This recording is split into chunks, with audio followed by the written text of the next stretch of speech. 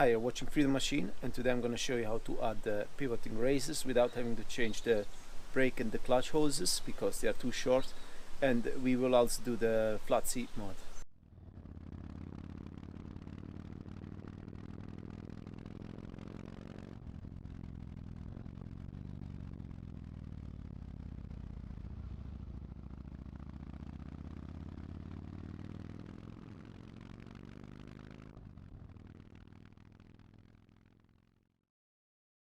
So if we turn the handlebars to the left, you can see that there is not much left in terms of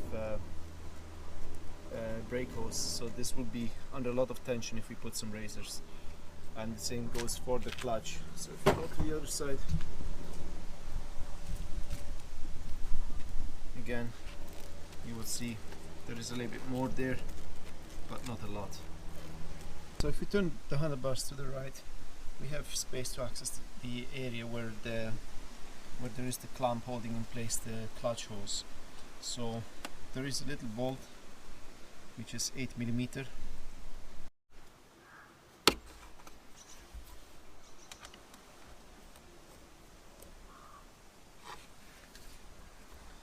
So this is off, and now the pipe is loose, as you can see.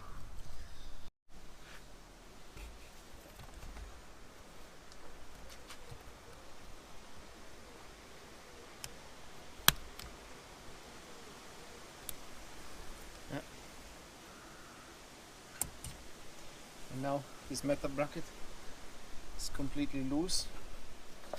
We have to open it. It's very easy to open, and we can remove it. Right. I did open it a little bit too much, so it's very delicate here in the middle. So pay attention when you do that. So now this is loose. So it was becoming a little bit hard to access the area and at the same time filming it, so I decided to lift the tank. If you don't know how to do it, just watch my service video or the video where I check the ignition coils, and you will see how you get to this point. The only difference is that I took off also the side panel that is holding the radiator, and that's very easy. That's few bolts, so it shouldn't be too hard to do. So now again, now we can see it much better. We already got rid of the bracket, and this, as you can see, can move a little. So if I pull on this, you can see how there is movement. There is a little bit of movement that we can use to avoid buying a new hose, which is very expensive. So let's try to put the bracket. Also, now that I don't have the side panel, I can easily access it from below as well. So again, take the bracket,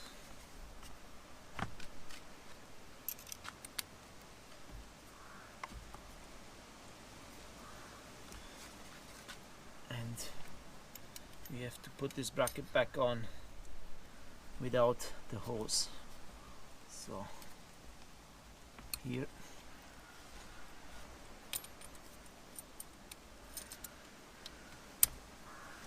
okay.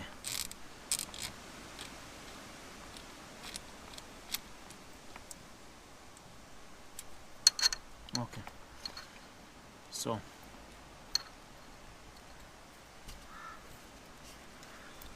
that plastic holder can go back in.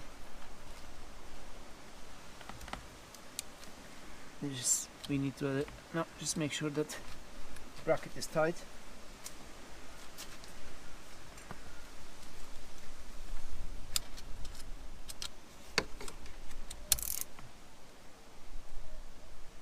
Perfect. And now what we want to do now instead, so this is where it was before, it was inside. What we want to do is pull this so that we can place it over. So I decided to not to pull it all the way up here, because there is a little bit too much tension. If we pull it to here, to more or less this location here, it will be enough. We will gain enough space for our razors. So now we just need to fix this in place with some cable ties. Use some rubber. You get these things usually when you buy some mounts, even from Amazon, eBay, just to protect a little bit the metal from the vibrations. So I will cut this and put it underneath before I put the cable ties. So once we have the rubber part, we can pull this around the bracket, maybe.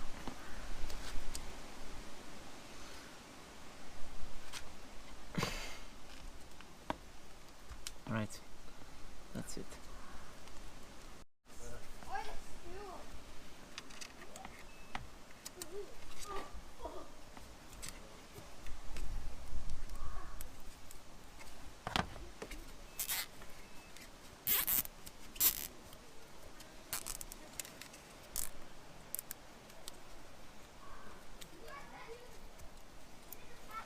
So it is very important that you put this rubber part, because the tube gets very close to the frame of the bike, and with the vibration it might actually break it. So the rubber in between will protect it. On this side, harder to see, there is a different clamp holding the hose. You have to free up this clamp as well.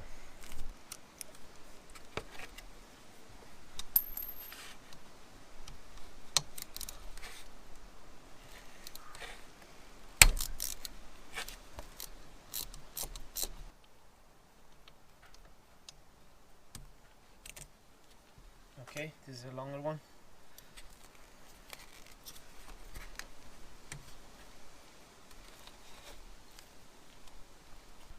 You take it off the bracket, and then you have to push it forward a little bit and use a cable tie here to hold it in place. Some people, they pull it all the way forward and they use a metal bracket to hold it in place, but for me there was just a little bit too much tension on this hose, and I prefer to keep it backwards. A little bit the same we did with the clutch, hose. So now we just have to put everything together, cable ties, and then we can move on to the handlebars. So you need to loosen up the brackets that are holding the handlebars. I did that already. We just remove them completely.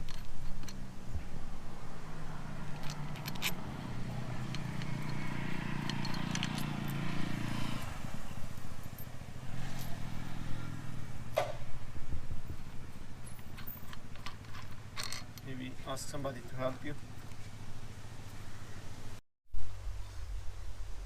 So put the built-in razors in place,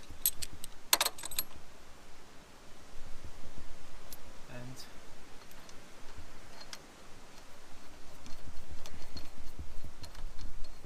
put the brackets back. Don't tighten them up.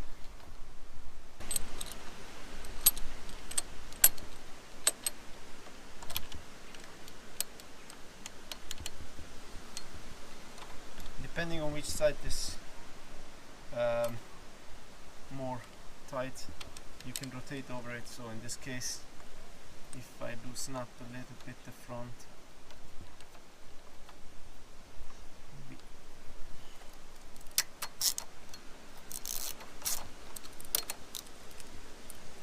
maybe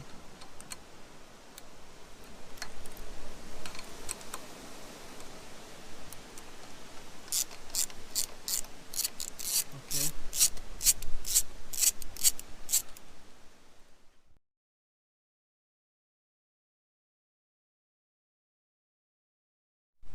So it turned out to be harder than I thought. I had to rewire some of the cabling and the throttle cables and so on. And it also started to rain, so I had to put away all the tools and so on. This video wasn't the best, so I just tried to explain what I did. So these cables here that come from this block, so the safety switch and the engine start and so on. Normally they go in front of this bracket, and now they are going behind the bracket. So to do that,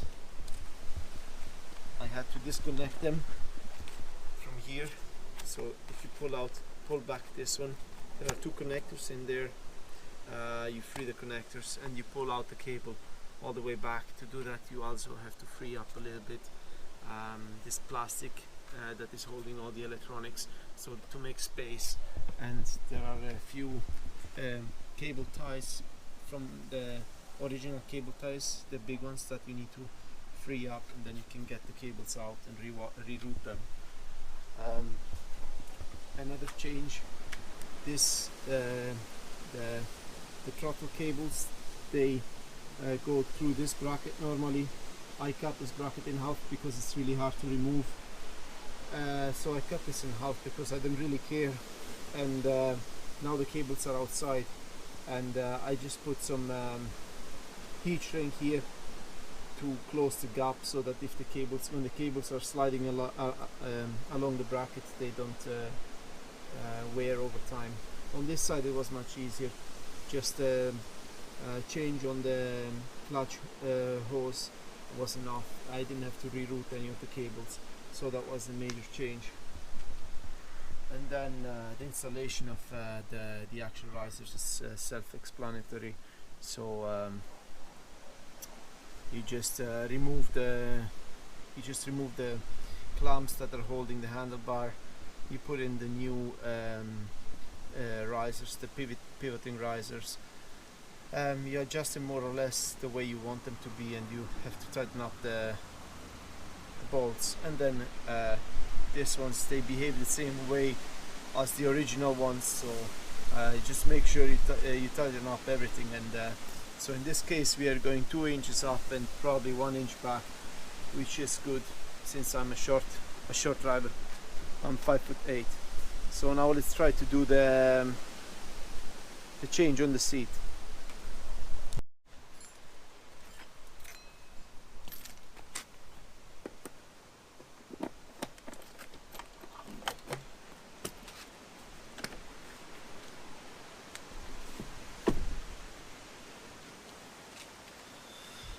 So at the moment I have it on the low setting, and you can see that the parts that are touching are here and here.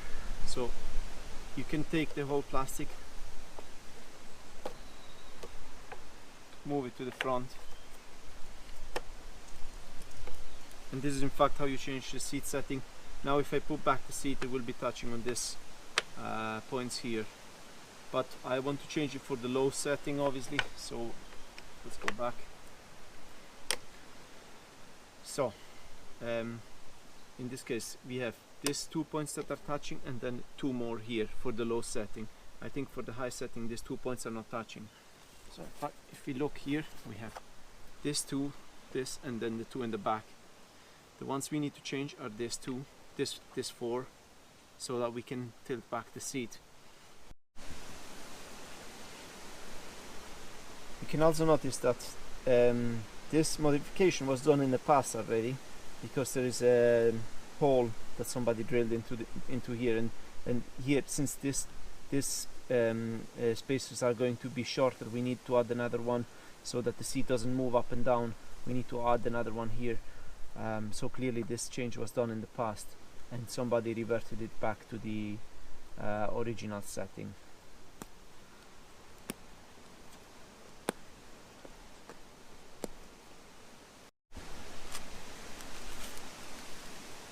So the part that you have to look for is this one. You can buy this everywhere, I think on Amazon, eBay, depending on your location. Just look for this part, 22W2474100.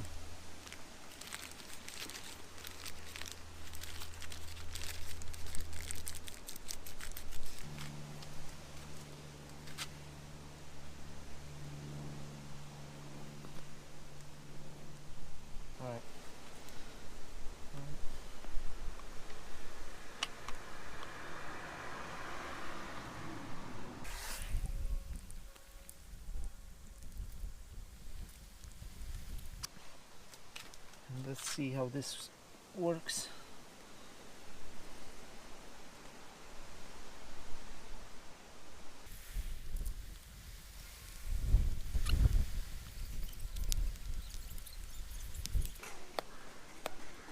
Okay,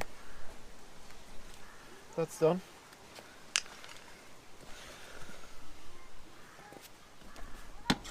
Now we might have a problem getting the plastic through in the back.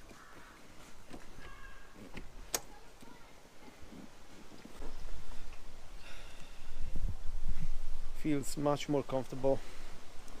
I don't feel like my body is trying to lean forward anymore, which is good. On a long drive, that really affects your back. So I definitely am going to enjoy this. Just make sure nothing is hanging. So try a few times and see if there is any risk. That's it for the handlebar raisers and for the flat seat mod. Fairly simple for the flat seat mod.